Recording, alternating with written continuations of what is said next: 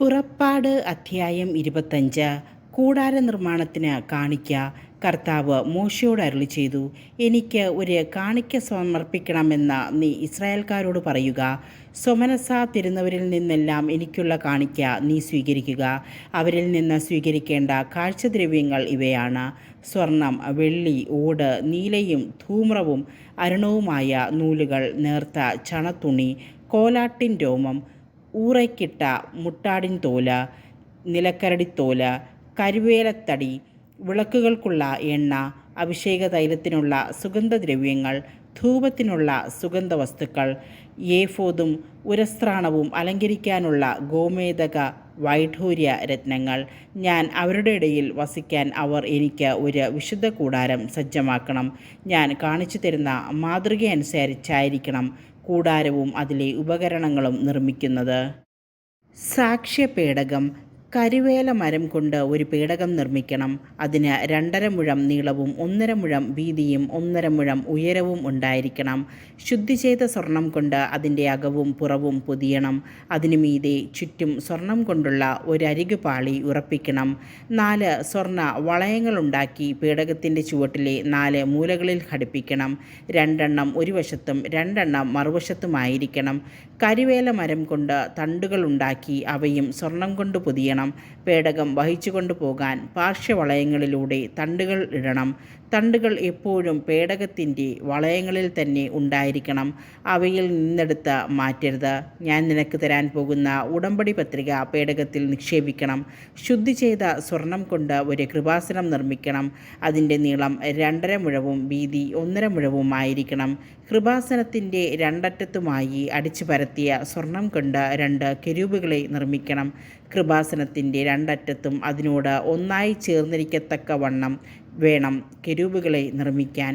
കൃപാസനം മൂടത്തക്ക വിധം കെരൂബുകൾ ചിറകുകൾ മുകളിലേക്ക് വിരിച്ച് പിടിച്ചിരിക്കണം. കെരൂബുകൾ കൃപാസനത്തിലേക്ക് തിരിഞ്ഞ് മുഖാഭിമുഖം നിലകൊള്ളണം. കൃപാസനം പേടകത്തിന് മുകളിൽ സ്ഥാപിക്കണം. ഞാൻ നിനക്ക് തരാൻ പോകുന്ന ഉടമ്പടി പത്രിക പേടകത്തിനുള്ളിൽ നിക്ഷേപിക്കണം. അവിടെ വെച്ച് ഞാൻ നിന്നെ കാണും. കൃപാസനത്തിന് മുകളിൽ നിന്ന് സാക്ഷ്യപേടകത്തിന് മീതെയുള്ള കെരൂബുകളുടെ നടുവിൽ നിന്ന് ഞാൻ നിന്നോട് സംസാരിക്കും. ഇസ്രായേലിന് വേണ്ടിയുള്ള എൻ്റെ കൽപ്പനകളെല്ലാം ഞാൻ നിന്നെ അറിയിക്കും. തിരുസാന്നിധ്യ അപ്പത്തിൻ്റെ മേശ. കരുവേല മരം കൊണ്ട് 2 മുഴം നീളവും 1 മുഴം വീതിയും 1.5 മുഴം ഉയരവുമുള്ള ഒരു മേശ ഉണ്ടാക്കണം.